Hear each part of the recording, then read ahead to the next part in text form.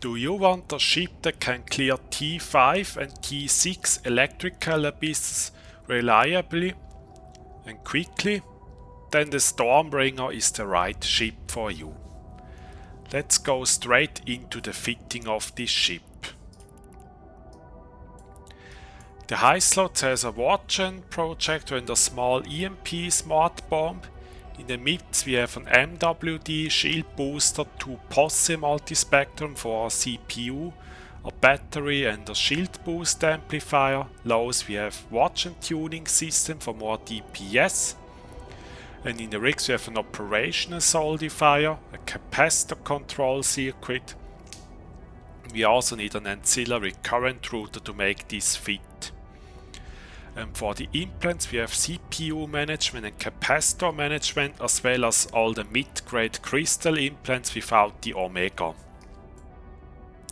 And as you see here, it is not stable, but if you are in the abyss, then it is stable, because electrical abysses give 50% bonus to capacitor recharge rate. So this means that it is perfectly stable in there. And you maybe also ask why is there a smart bomb in a high slot? Well, and the answer to that is that there is probably not much else that makes sense to fit there. And that smart bomb actually can help in some high EHP rooms like the Overmind and Karen to actually speed it up a little bit, so that you can actually save some time. I also wanted to add a disclaimer: in T5 and T6 you can actually run out of time if you get 3 times the Overmind room. So beware of that. In T5 you maybe get away in -70%. There I managed once to clear the Overmind in around 620 with heat. But in -50% as well as in T6 actually it looks different. There you can actually time out to the Overmind. And this is also the reason why I try to keep this fit as cheap as possible. With everything it's around 2 to 2.3 billion depending on cheater prices. Actually currently the Vorton Projector and the upgrades are going up a little bit, so depending on how the prices develop it can actually go down a little bit. But as said, because of the Overmind situation, keep it as cheap as possible. With this you should have no problems in T5. If you want to do T6, I would recommend to pre-roll a standard blue pill to get a little bit more tank out of the shield booster, because there are still some rooms that can test your tank, especially angel rooms, as they actually burn very close to you. But the most other rooms you can just kite them at the edge of your gun range, so you don't really have to tank a lot in most of the rooms because you can just kite them. And now we're gonna look at each individual room. The drone room is very easy and fast. There is not really much that I need to explain here. Just hit approach on the cache, shoot the drones, loot it, move on to the next room.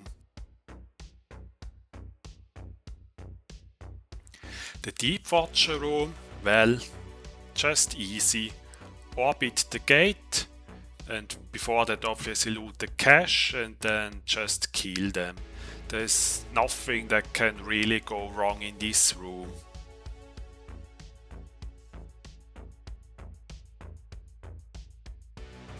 Against the Ephialtes, just pull range from them to keep them together longer, so that you can do more damage to more ships at the same time.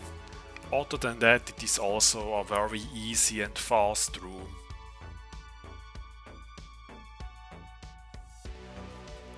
In the Karen room, kill all the support cruisers with heated gun first and keep transversal up on Karen.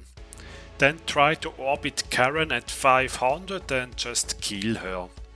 Also, if you are far enough away from the gate, you can also use your smart bomb for a little bit of extra DPS to maybe save a shot or two to kill Karen faster.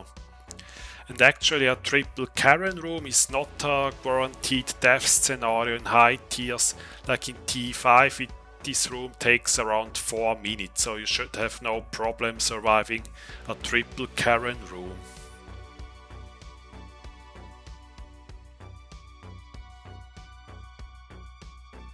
For the Angel room, kill any Cinnaball and then the rest. A strategy that can work in some cases is to just drop on MTU and then shoot the MTU. In that case, the arc will just spread to everything within 10 kilometers.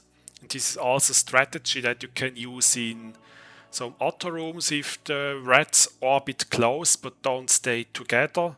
Can also work in dynamic rooms. But what you have to keep in mind is that you need to repair the MTU after the site. If you just scoop it and deploy it again, it won't repair, and you can only do that once in every room, because otherwise you will just kill your own MTU.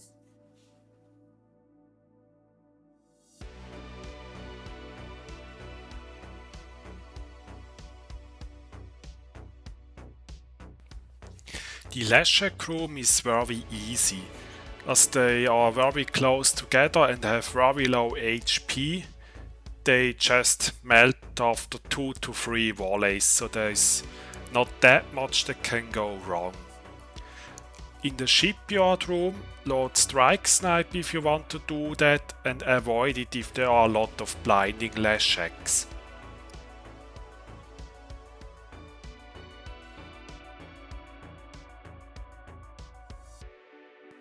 In rooms with Kikimora, stay more than 25 kilometers away and kill them fast. They stay together, so the arc will do a lot of damage to them. If you get closer than 25 kilometers, they will do a lot of damage. Also, a mistake a lot of people make in the Kikimora room is to kill Damaviks and Drekavacs first. Don't do that, go straight for the Kikimoras, they go down very quickly and then a majority of the damage is gone.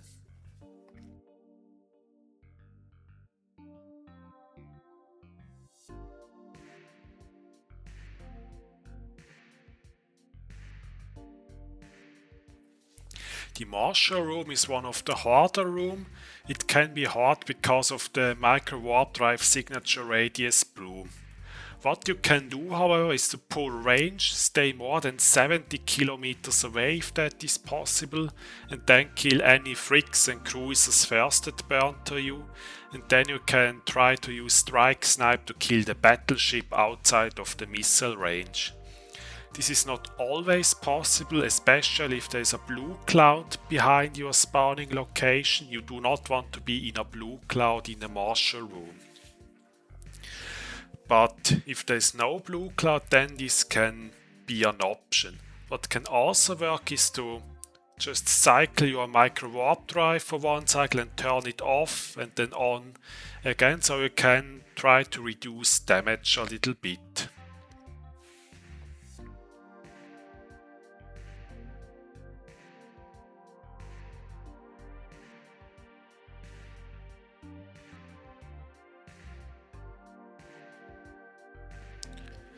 The sleeper cruiser room, just pull range from them to keep them together longer.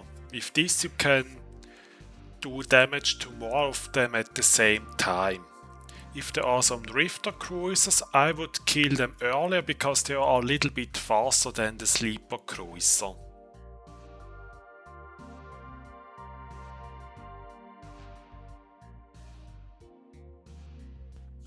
For the Sansha room, just stay at 30 to 40 kilometers and just kill them. There is not that much that can go wrong as long as you keep range for them. Then they will also stay closer together and the arc does a lot of damage. And actually the same method also applies to any other rooms with a lot of slow stuff. So also drone battle cruiser, exact same procedure.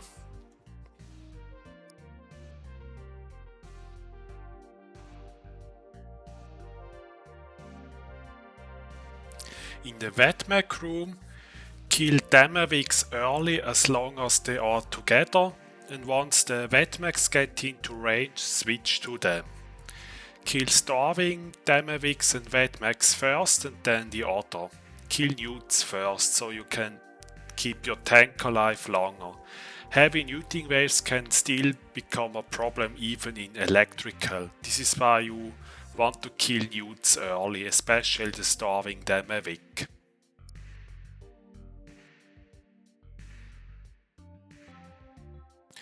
For the Overmind, kill any support frigates and then try to orbit the battleship at 500 and kill it with heated gun and the smart bomb.